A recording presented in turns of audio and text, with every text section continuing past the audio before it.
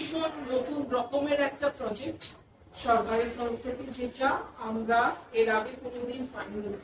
এবং এই প্রজেক্টটা যেটা হয়তো সবচেয়ে the best part about the project according to me, বাচ্চাদের ইন্টারেস্টটা ওদের রোজগারের সাথে লাইন করার চেষ্টা আমরা করছি।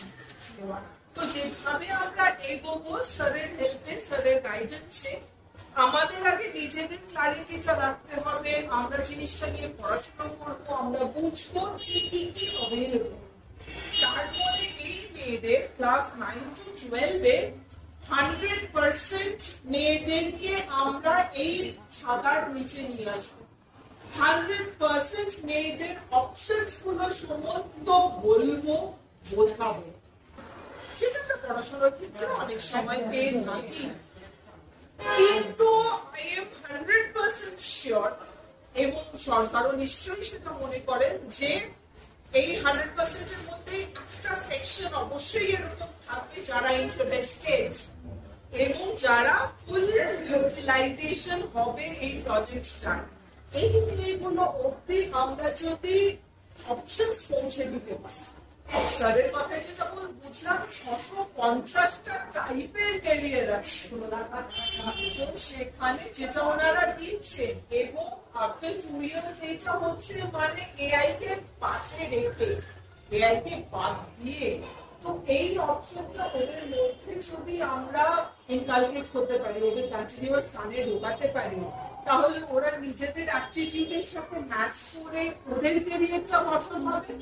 সেটা হচ্ছে প্রথম ওদের লাইফে ইমিডিয়েট মোটিভেশন হিসেবে যেটা করা হচ্ছে, সেটা হচ্ছে স্যারেরা এনারা ওই 10টা আইডেন্টিফাইড স্কুল এবং 10টা কলকাতার queen school, I am so proud to say যে আমরা তাদের মধ্যে চোজেন একজন। সেই 10টা কুইন স্কুলেই এই প্রজেক্ট হচ্ছে। এবং ওই যে বেস্ট মেয়েরা বেরোবে, যারা ইন্টারেস্ট দেখাবে, তাদেরকে আমরা পলিশ করি ভাবে করবো না, এই যে এইভাবে করবো যে একটা পলিসি আসবে যে এই 10টা স্কুলের বেস্টের মধ্যে কম্পিটিশন আমরা আছি। এই পেট প্রজেক্টটা এবং পেট প্রজেক্ট বলতে এটা মেয়েদেরকে নিয়ে করতে হবে আমাদেরকে, এবং অত্যন্ত স্পেশাল। মেয়েরা একটা সুযোগ এমন পাবে যেটা ছাড়া অন্যরা পাচ্ছে না। এবং আমাদের মেয়েদের জন্য বেস্ট এটাই হবে যে আমরা যাতে সম্পূর্ণভাবে ওদের কাছে এই প্রজেক্টটা পৌঁছে দিতে পারি। স্কুলেও এরকম ওয়ার্কশপ হয়েছে, আমরা মাঝে মাঝে অ্যাটেন্ডও করেছি, মেয়েরা আমাদের অ্যাটেন্ড করেছে। কিন্তু এটা একটা ওয়েলকাম চেঞ্জ আমার মনে হয়, যদি এটা স্কুলে আমরা এটাকে করতে পারি ঠিক মতো, মানে আমরা অ্যাটলিস্ট শুরুটা করি।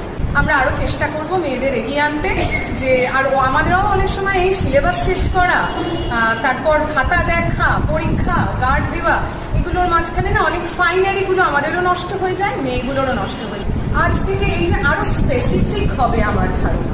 এই যে একটা কথা আপনি বললেন যে ইঞ্জিনিয়ার একটা ছাপ পড়ে গেছে, আপনি যে মুহূর্তে বললেন আমার সেই মুহূর্তে মনে হলো সত্যি তো ইঞ্জিনিয়ারিং মানে ওরা ধারণা, ওই যে বড়দি বললেন যে মোটা টাকা চাকরি মাইনে পাবো আর ঠান্ডা ঘরে বসবো, আমরা কম্পিউটারের সামনে বসবো, এটা ইঞ্জিনিয়ারিং নয়। এটা ওটা একটা কি বলবো, ওটা একটা পার্ট অফ ইঞ্জিনিয়ারিং।